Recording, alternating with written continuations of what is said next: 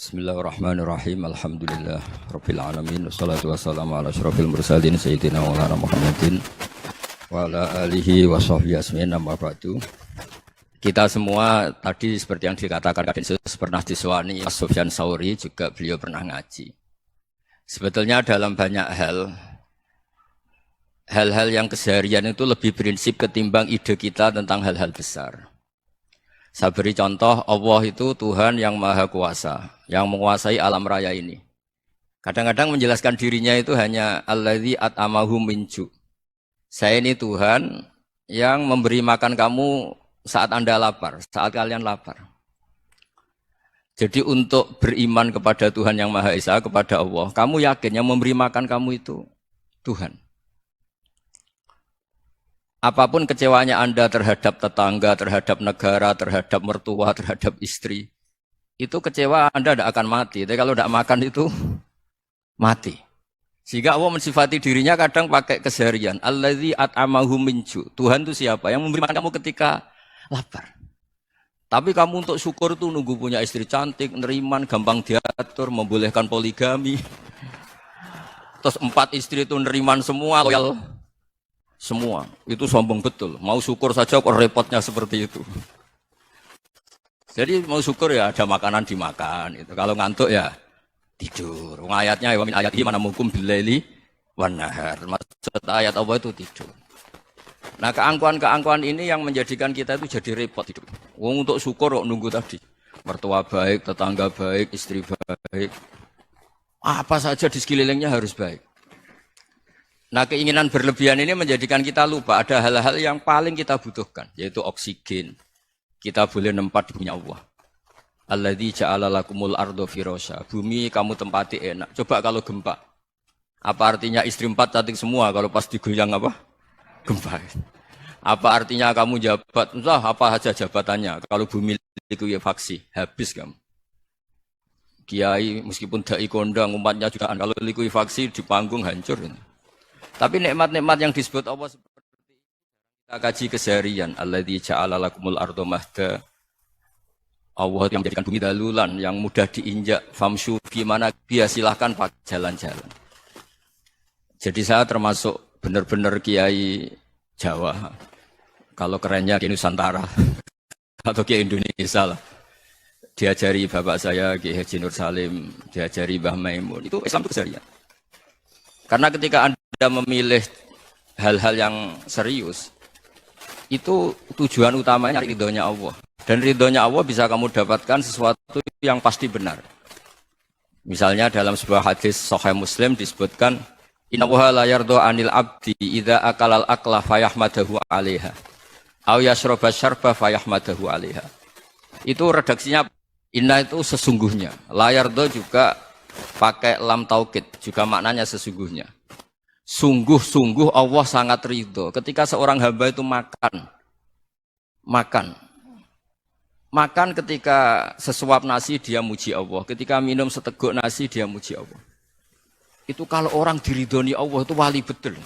Itu untuk jadi wali itu gampang, kamu makan ridho, kamu nginjak buminya Allah ridho seneng, kamu hidup keseharian aman seneng.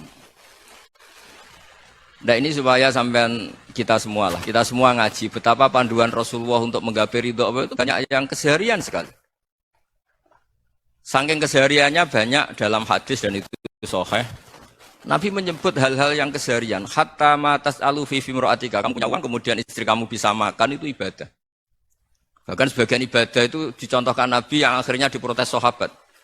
Yaitu wafi buti ahadikum sodakoh, kamu menggauli istri kamu itu ya sodakoh. Sampai sahabat bilang yang benar ya Rasulullah. Ayati ahaduna syahwatahu wa huwa lahu ajrun. Masa urusan biologis, urusan syahwat kemudian dia dapat pahala. Nabi menjawab alaysa lawadu'aha fi haramin akana alaihi wisrun. Bagaimana kalau dia meletakkan yang tidak benar itu kan dosa. Nah, hal-hal seperti ini yang saya ingin teman-teman semua lah, semua. Saya juga agak ingin ngaji demi Anda juga enggak ingin. Itu dosa sekali ngaji kok pesanan kelompok tertentu itu enggak boleh. Islam itu untuk semua. Jadi ya cuma karena di depan saya jenengan ya seakan-akan jenengan korbannya. Itu ada ilmunya dalam usul fikih itu. Jadi orang itu harus ngaji usul fikih. nama yang disebut, mungkin Mas Sufyan masih ingat zaman ngaji usul fikih, nama yang disebut itu tidak jaminan sebagai prioritas perintah. Jadi misalnya gini, kebetulan di depan Nabi Abu Dzar, Nabi ya bilang, ya Abu Dzarin ini uhibbuka misalnya, atau ya Mu'ad ini uhibbuka, atau ya Abu Hurairah ini uhibbuka misalnya. Banyak lah riwayat yang Nabi nyebut ya Abu Dzarin, ya Mu'ad, ya Abu Hurairah. Kemudian misalnya Nabi meneruskan khitab, ini uhibbuka, saya mencintai kamu, fakul dubur sholatin, atau sebagian riwayat disebut fala tada'anna dubura kulli sholatin, Allahumma inni ala dzikrika wa syukrika wa husni ibadatik. Saya mencintai kamu, siapa saja. Mu'ad bisa, Abu Dzar bisa siapa. Saya mencintai kamu, mohon kalau habis sholat kamu jangan lupa wiridan Allahumma a'inni ala dzikrika wa syukrika wa husni ibadatik. Ya Allah, tolong kami permudah supaya mudah ingat engkau. Anda tidak bisa mentang-mentang, wong nama saya Parmin, nama saya Purnomo, itu yang diperintahkan Mu'ad. Jadi yang disebut satu, tapi khitab itu untuk siapa saja. Saya teruskan ya. Jadi saya mohon semua kita melakukan kebaikan itu, kalau dalam kaidah fikih disebut al-yakin la yuzalu bisyak. Banyak kebaikan yang kebenarannya itu 100%. Tidak punya efek samping ke pihak lain, ke kelompok lain, ke komunitas lain. Itu tadi misalnya Anda makan, dan itu murah sekali, hanya butuh satu piring. Setiap kunyahan kamu muji Allah, setiap minum kamu muji Allah. Itu redaksinya Rasulullah SAW disebut, Allah sangat ridho ketika seorang hamba makan, kemudian dia memuji Allah. Atau minum, kemudian dia memuji Allah. Logikanya gampang, negara seperti ini yang kamu harapkan bentuknya kayak apa, mertua, ipar, komunitas, tetangga. Itu nyata terjadi itu kan belum pasti.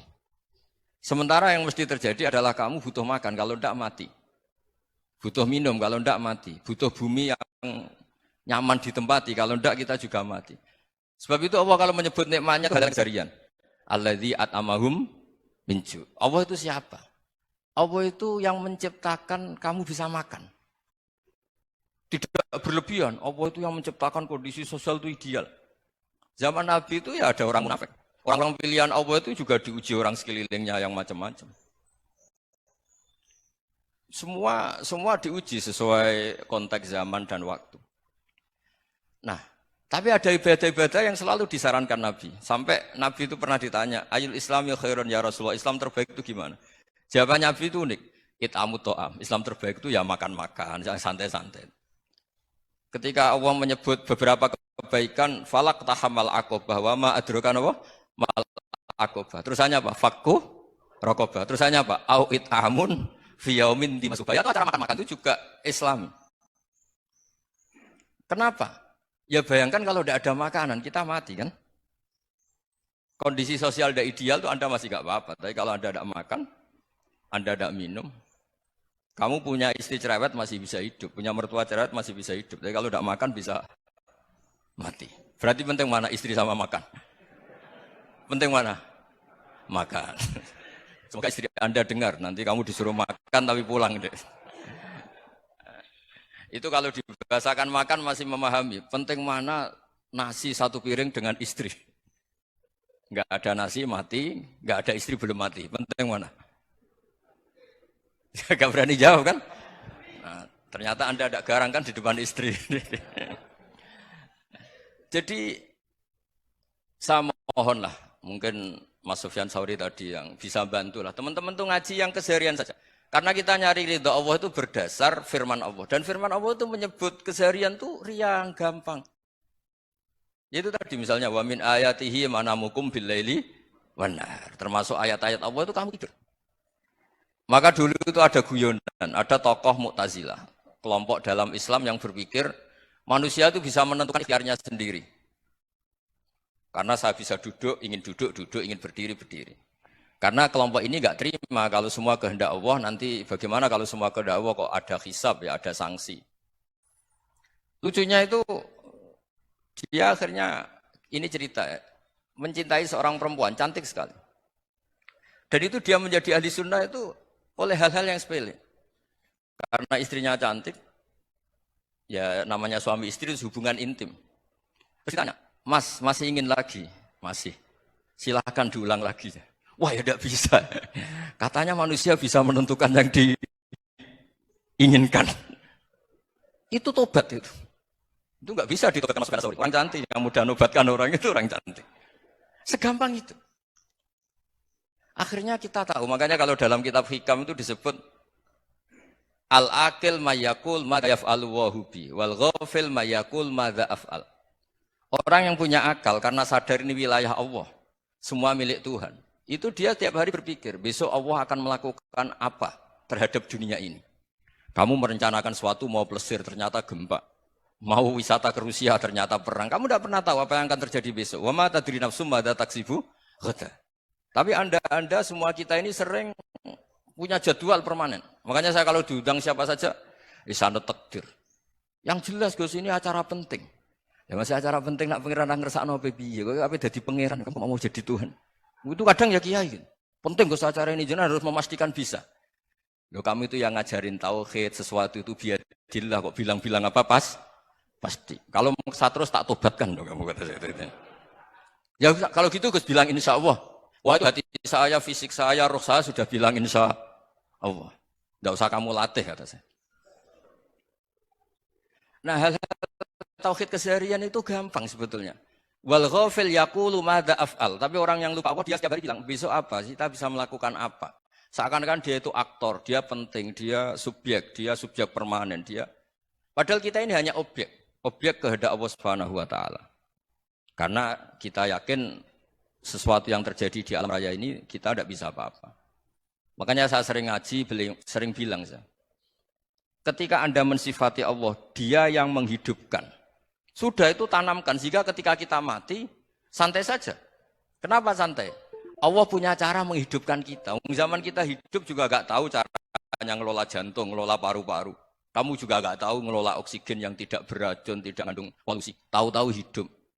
Gak ingin tua ya tahu-tahu tua. Gak ingin mati tahu-tahu mati. Selama ini kita hidup juga gak tahu apa sebetulnya.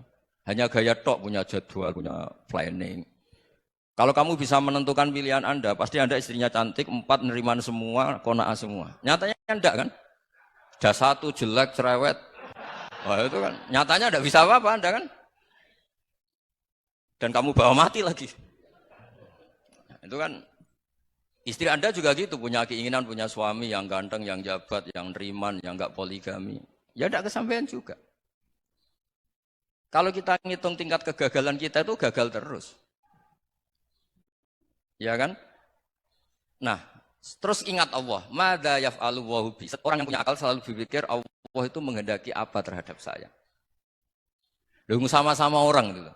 Ngelihat orang yang serius. Itu kata Anda itu pemikir berat, serius. Senang punya tokoh yang merengut karena kamu anggap serius. Tapi sebagian orang anggap orang yang serius itu wong merengut, wong masam, wong muka kok ditekuk. Jadi sama itu hati ya muqallibal qulub tsabbit qalbi ala dini karena kita enggak tahu cara berpikir kita tentang orang lain, tentang sekeliling kita. Misalnya kita orang baik yang jenis ngrumat fakir miskin. Ada orang bangun masjid mewah itu janggal. Apa artinya masjid mewah kalau banyak orang kelaparan? Tapi kalau yang jenis pendidikan apa artinya masjid mewah kalau enggak bisa ngaji? Nanti yang jenis infrastruktur apa artinya ini kalau semuanya punya sudut pandang yang berbeda-beda. Dan Islam mengapresiasi semua kebaikan. Tapi katakan semua kebaikan itu adalah kehendak Allah Subhanahu wa taala. Karena apapun baik Anda itu pakai fasilitas yang diberikan oleh Allah Subhanahu wa taala. Sehingga ini yang disebut qulillah tsumadarhum fi khawdihim yal'abun. Ya kembali tadi ke tema-tema bahwa keseharian Anda ini sudah Islami. Saat Anda tidak bisa melakukan apa saja. Saya sering ada jenazah, biasanya kalau tetangga meninggal saya sering disuruh ngelepas. Saya bilang orang ini baik. Karena sering ngelamun di rumah, sering nganggur di rumah. Ditanya sama anaknya, kenapa Gus nganggur baik? Ya kalau dia nganggur artinya juga enggak berbuat sesuatu yang maksiat kan? Ya kan? Orang nganggur di rumahnya ya enggak bunuh orang, enggak maling, enggak korupsi, ya namanya nganggur di rumah. Lah cuma istri cara pandang nganggur enggak menghasilkan uang gitu. Tapi juga enggak menghasilkan kriminal kan? Jadi sebenarnya Islam itu makanya kalau sampai ngaji usul fikih itu ada kitab usul fikih namanya Lubul Usul, itu terkenal sekali di pesantren itu. Itu kalau ngapresiasi keseharian itu luar biasa. Izma min mubahin illa wa yatahaqqaqu bihi tarku haramimma. Karena keseharian yang mubah saat Anda lakukan itu ada kehebatan yang luar biasa yaitu meninggalkan haram. Makanya dulu banyak orang-orang alim ketemu temannya itu guyon sampai semalaman. Itu biasanya yang semangat Islam itu kiai kok tahajud, kiai kok tidak witir. Orang yang sedang mapan uangnya banyak, malam itu tidak kelayaban itu sudah luar biasa. Melawan nafsu supaya tidak maksiat itu sudah luar biasa. Supaya lupa guyon sama temannya semalaman sampai subuh. Gejolak-gejolokan ngenang zaman miskin, zaman kuliah nggak jelas, zaman apa. Melihatnya jangan takut tahajud. Seperti ini meninggalkan tahajud, tapi meninggalnya ini talkul muharramat. Jadi kayak apa hebatnya? Sehingga Imam Ghazali punya riwayat yang agak unik. Hatta takuna ibadatu akhiri hadil ummah iku an-naum. Sehingga suatu saat ibadah terbaik umat ini itu tidur. Itu kan riwayat kontroversi. Ketika Imam Ghazali ditanya, kenapa iya? Kenapa kamu mulai keluar dari rumah itu sudah banyak maksiat? Melihat perempuan yang enggak mahram, melihat fenomena. Tapi kalau kamu tidur itu enggak melihat apa-apa. Tapi juga kamu jangan menganggap tidur itu ibadah betul. Saatnya melakukan fardhu ain malah masih tidur. Tapi itu sudut pandang yang menjadikan kita Islam itu gampang. Jadi saat Anda tidak bisa aktivitas apa-apa, misalnya ada beberapa orang yang lumpuh. Lumpuh itu memang nggak bisa Jumatan, nggak bisa ibadah, tapi dia juga nggak bisa maksiat. Tidur itu memang Anda saat itu tidak bisa tahajud, tidak bisa witir, tapi saat itu ada zina, ada maling, tidak gosipkan orang, tidak bully orang, tidak menanamkan kebencian, tidak hasud. Sehingga tidur menurut Allah Ta'ala wa min ayatihi manamukum billaili wan nahar. Karena di tidur itu selain ada unsur istirahat, jaga kestamina, juga ada unsur meninggalkan beberapa keburukan. Nah saya mohon ibadah yang keseharian ini kita jaga. Supaya kita semua baca ayat itu fasih. Fasih itu tertanam di hati. Allah itu siapa? Alladzi at'amahum min ju'i wa amanahum min khauf. Dan Allah kalau kita di Quran itu anna sababnal ma'a sabba tsumma syaqaqnal ardha wa syaqqa fa ambatna fiha habba wa inaba wa qadba wa zaituna wa nakhla wa hada'iqa hulba. Kamu tahu saya ini siapa kata Allah? Saya ini adalah Tuhan yang menurunkan air, kemudian ada tanaman banyak. Habba wa inaba wa qadba, ada zaitun, ada tin, kalau orang Jawa mungkin ada tela, ada padi, ada mangga, ada pisang. Sudah. Wa inaba wa zaituna wa nakhla wa hada'iqa hulba. Ada perkebunan yang lebat. Tujuannya apa? Mata Allahkum, silahkan kamu pakai, kamu nikmati. Tapi karena kadang kita ini punya ide-ide besar. Tadi untuk syukur saja nunggu punya istri riman, rumah baik, tetangga baik, komunitas baik, semuanya baik baru syukur. Lama-lama nanti ada di surga, syukurnya nunggu surga paling kelas A. Itu sudah ada yang menghuni Rasulullah, kamu nggak boleh di situ. Masa untuk syukur saja repotnya Masya Allah. Jadi mohonlah Quran yang kalau Anda hafalkan sama itu kan ada ayat-ayat yang kayak tadi. Ya, fal yang dzuril insanu ila ta'ami. Coba lihat apa yang kamu makan ya? Dari mana? Dan untuk mempertahankan hidup kamu keseharian. Jadi jangan kira ibadah itu harus membentuk komunitas yang versi Anda. Ibadah itu harus hal yang keseharian yang Anda alami. Loh ini saya tidak bikin-bikin. Saya ngaji bukan karena berdasar pesanan. Itu ayat yang saya bacakan betul ada ayatnya kan. Fal yang dzuril insanu ila ta'ami. Anna sababnal ma'a sabba tsumma syaqaqnal arda syaqqa fa ambasna fiha habba wa inaba wa qadba wa zaituna wa nakhla wa hada'iqa khulba. Terusannya apa? Mata'al lakum, silakan kamu nikmati. Mata itu silakan kamu nikmati. Ya kayak sampean dikasih hidangan ya makan. Ya udah makan. Habis makan ya minum, habis itu ngantuk ya tidur. Ya sudah normal-normal saja. Kayak apa indahnya Islam? Tapi Anda mencari Islam yang gimana lagi? Nah itu yang diajarkan guru-guru kita, diajarkan sanad kita sampai Wali Songo, sampai Rasulullah SAW. Bahwa pada akhirnya ada jihad, ada perang. Itu dulu memang perang, bukan membunuh. Beda. Dulu kita dijajah Belanda ya perang, dan itu normal karena kita dijajah. Jadi ketika orang lain ingin baik sama kita, wa in ahadum minal musyrikin astajaroka ya fa'jirhu hatta yasma'a kalam Allah. Kalau mereka ingin baik ya kita baik. Makanya ada istilah musta'man, mu'ahad. Kalau mereka ingin damai, berdampingan dengan kemajmukan ya itu yang lebih baik. Karena memang Islam menghormati proses perdamaian. Wa in janahu nawa lisalmi ya fajnah lah. Kalau ingin damai ya kita harus damai. Jadi andai kan dulu Belanda datang ke Indonesia kok minta besanan. Ya mungkin kita juga seneng karena memperbaiki hidung kan kalau kita bisa nah. Nah tapi wong jajah dulu itu kan masalah kan? Apa? Masalah kan? Jadi saya mohon tadi apa? Saya tadi minta sama Bapak Kadensus kemarin juga pernah main ke saya. Jangan sering ketemu saya ini sudah uzlah, saya ini sudah mau daftar jadi resi. Saya itu kemarin di muktamar juga agak datang. Acara di Jogja juga sudah. Karena memang keluarga saya dulu itu bahasa ya, bapaknya bapak saya itu nggak keluar rumah itu puluhan tahun. Memang punya adat uzlah. Ya makanya ngaji saya ngaji aja yang gampang-gampang aja, yang nggak orderan nggak senang ngaji aja dulu yang gampang. Saya ikhlas, yakin betul saya ikhlas. Ikhlas itu menurut saya itu roh. Orang nggak ikhlas itu menurut saya itu orang aneh. Ikhlas itu gampang, sudah saya bilang. Kalau kamu yakin ilmu itu milik Allah, ngasihkan juga ikhlas itu milik Allah. Apa sih yang kamu punyai sehingga kamu tidak ikhlas? Uang milik Allah, energi kita milik Allah, bumi milik Allah. Kemudian kamu merasa memiliki. Merasa memiliki itu kalau dalam ilmu tasawuf sudah kesalahan kan? Bagaimana Anda punya? Coba tahu-tahu tanah itu kok milik Anda? Karena saya beli, saya beli dari orang, dari Zaid. Padahal yang asli punya itu Allah. Apa benar kamu pernah beli sama Allah? Zaid ini pemilik nisbi, pemilik yang enggak sebenarnya kan? Ya enggak? Yang benar-benar pemilik itu Allah. Kok kamu ngerasa itu bumi kamu itu atas nama apa? Coba. Milik kan harus beli atau dikasih.